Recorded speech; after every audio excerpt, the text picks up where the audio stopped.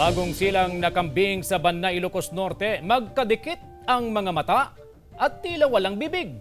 Sundan sa report. Kakaiba ang mukha ng isang bagong silang nakambing sa Banna, Ilocos Norte. Lumabas ang dalawang mata at walang ilong. Hindi raw ito makakain at mahina ang katawan. Ayon sa Provincial Veterinary Office, nagkaroon daw ng abnormal development nang ipinagbubuntis ito ng kanyang ina. Posible rin daw na hindi maganda ang genetic combinations, kaya nagkaroon ng abnormality. Mababa raw ang survival rate dahil walang ilong at sa bunganga lang humihinga ang kambing. 15 juvenile crocodiles o baby buwaya ang pinakawalan sa Dunoy Lake sa San Mariano, Isabela. Binigyan ng pangalan ng bawat buwaya bago pinakawalan sa lawa.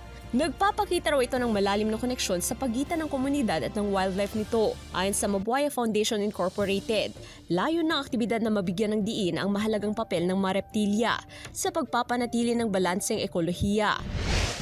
Na-rescue ang isang babaeng sperm whale matapos ma-stranded sa Nagilian Beach sa Calayan, Cagayan. Nakitaan ang sugat ang balyena sa may pelvic area na agad ginamot ng veterinaryo.